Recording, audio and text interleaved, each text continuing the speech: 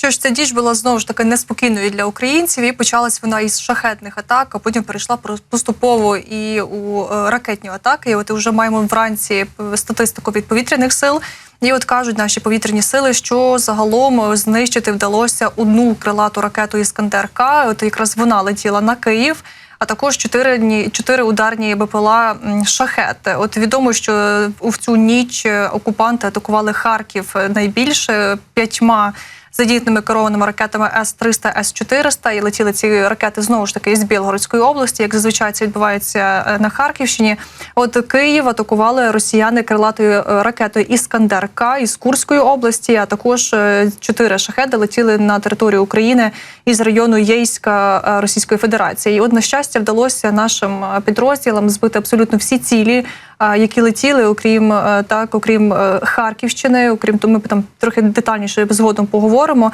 Але от маємо, зокрема, наприклад, збивали і шахеди саме у межах Київської, Запорізької, Дніпропетровської областей, а також крилату ракету «Іскандер-К» збили саме на Київщині. І от що стосується Київщини і самого Києва, то тут лунала повітряна тривога як через, власне, цю крилату ракету, а також і через шахеди. І от все ж, попри те, що вдалося збити усі повітряні цілі, які летіли на Київ, все ж таки маємо деякі наслідки, тому що ці от уламки, вони від бойової роботи в повітрі попадали. І от маємо зараз фотографії того, як це станом на ранок зараз виглядає на Київщині. Відомо, каже начальник МВА Сергій Попко в Телеграмі, що внаслідок падіння уламків в Голосіївському районі виникла пожежа у нежитловому приміщенні. От якраз ми зараз, в принципі, з вами бачимо, це нежитлове приміщення. Станом на цей момент працюють всі оперативні служби. Найважливіше, немає жертв, немає постраждалих внаслідок цієї атаки, тому що приміщення це було нежитлове, і от уламок впав саме на нього. Нагадаю, що Київ атакували Київщину як і шахеди, так і крилата ракета «Іскандер-К». І от, на щастя, нашим повітряникам вдалося усі цілі збити. Спочатку шахеди збивали вночі, так саме на Київщині, і потім вже ближче до ранку це була саме і ракета. І от уламки пошкодили деякі нежитлові приміщення. Тож станом на цей момент відомо, що без жертв, без постраждалих. І зараз рятувальники працюють на місці події, аби ліквідувати всі наслідки цієї атаки.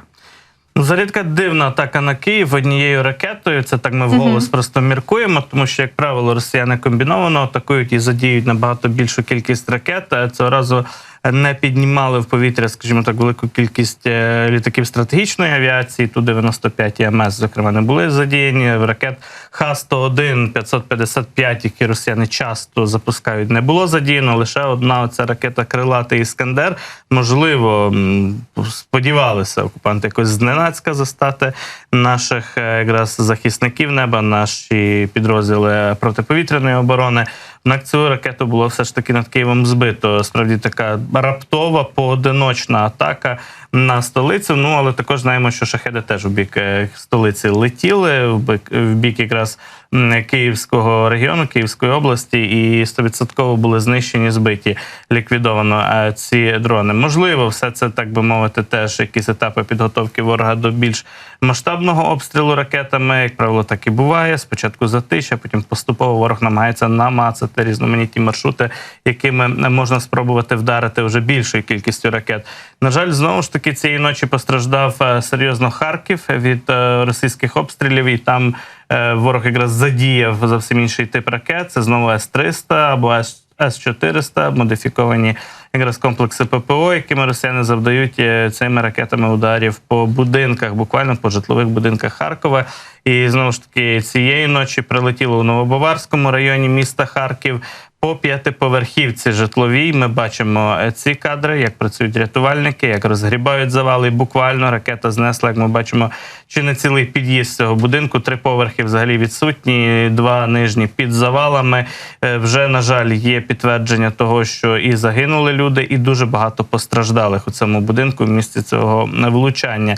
Взагалі обстрілів було декілька. Як завжди, ворог практикує такий терористичний підхід ударів кілька хвиль, коли спочатку прилітають перші ракети, починають на місці працювати рятувальники, підходять люди із сусідніх будинків і намагаються допомогти тим, хто опинився під завалами, а потім по цьому місцю прилітають ще ракети. Так було, на превеликий жаль, і цієї ночі у Харкові. І якщо орієнтуватися на дані Харківської ОВА Олега Синігубова, міського голови Харкова Ігоря Терехова, ми бачимо, що вже є інформація про 3 загиблих людей і про 23 постраждалих, поранених. Серед поранених є також і діти, 12-річна дівчинка і ровесник, і хлопчик, якому теж 12 років. І знаємо, що якраз ворог застосовував за попередніми даними якраз ракети С-300. Зрештою, це вже підтвердили у повітряних силах у звіті наших якраз військових. Маємо вказану інформацію про те, що Харків обстрілювали саме такими ракетами С-300. Ударною хвилею пошкоджено ще 20 будинків навколо того, в який влучили безпосередньо росіяни. І ще триває, очевидно, рятувально-пошукова операція, оскільки інформація поступово з'являлася впродовж ночі. О 2-й ночі були одні дані стосовно постраждалих, о 4-й вже майже на світанку інші дані, і кількість постраждалих зросла до 23 осіб.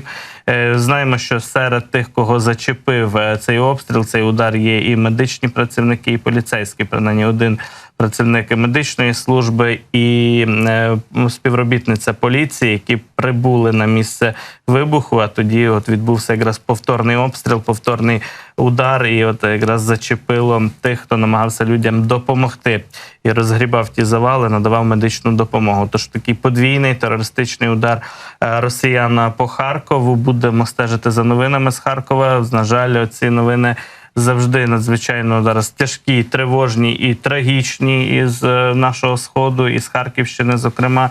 І потрібно, звичайно, більше можливостей нашим військовим, аби вражати ворога і ці місця, зокрема, звідки такі ракети, як С-300, вилітають безпосередньо на території Білгородської області, безпосередньо на території Росії.